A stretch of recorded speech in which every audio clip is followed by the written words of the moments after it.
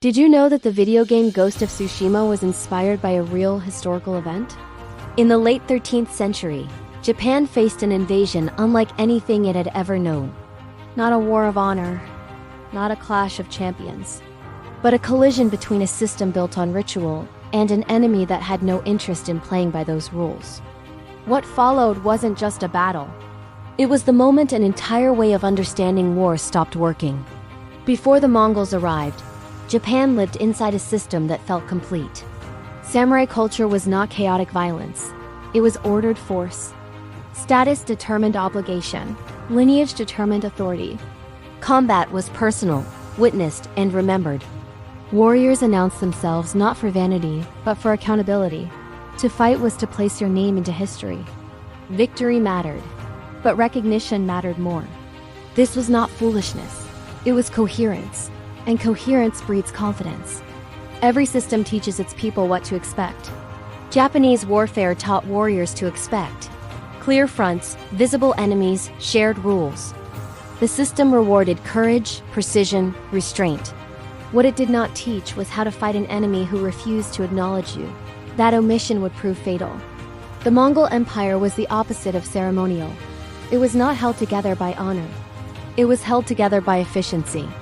Mongol commanders valued coordination over valor, fear over reputation, speed over symbolism. They studied enemy behavior. They adapted quickly. They used psychological warfare deliberately. To the Mongols, war was not identity. It was engineering. When Mongol ships appeared near Tsushima, the samurai responded exactly as they had been trained. Mounted warriors rode forward. Names were declared. Lineage announced. The Mongols answered with silence. Then arrows. Not single shots. Not challenges. Waves. Explosive projectiles followed. Thunder crashing across the beach. Unfamiliar and terrifying. The samurai fought with discipline and courage. But courage does not protect against tactics designed to erase individuality. Tsushima collapsed in a single day. The samurai believed they had lost a battle. They did not yet realize they had lost the framework. This was not defeat by strength. It was defeat by mismatch. Their enemy was not better at fighting. Their enemy was better at ending fights. The Mongols did not simply conquer. They demonstrated mass executions, public brutality, calculated terror. These acts were not cruelty for its own sake. They were messages. Fear travels faster than armies. By the time Mongol forces reached mainland Japan, panic had already done part of the work. Japan did not collapse immediately. But adaptation lagged behind necessity. Defenses were improved. Walls were built. Strategies were debated. Yet the cultural core, the belief that honor structured reality, remained intact. That belief would be tested again. In 1281, the Mongols returned. This time with larger fleets, better coordination, clearer intent. Japan prepared more seriously. Still, victory was not guaranteed. Then the storm came. A massive typhoon destroyed much of the Mongol fleet. Later generations called it divine intervention.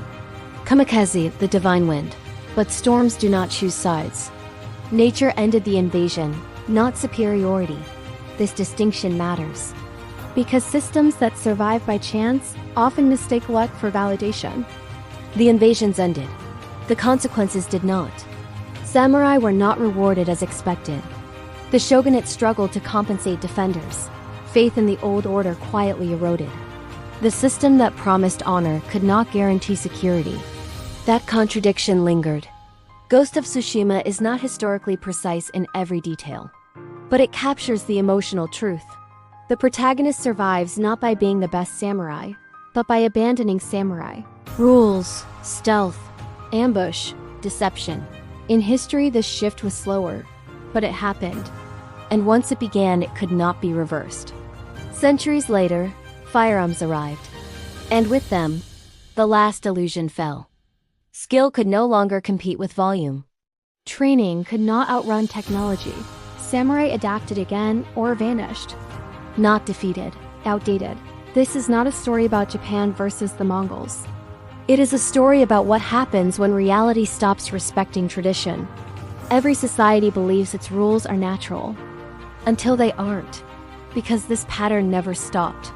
Systems persist until they don't. Honor matters until efficiency replaces it. Identity holds until survival demands compromise. The Mongol invasions of Japan were not an anomaly. They were a preview.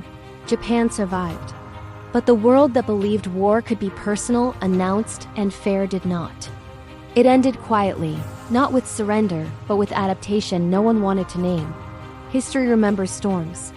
It forgets the systems that were already failing before the clouds arrived. If you want more history where myth meets reality, like and subscribe.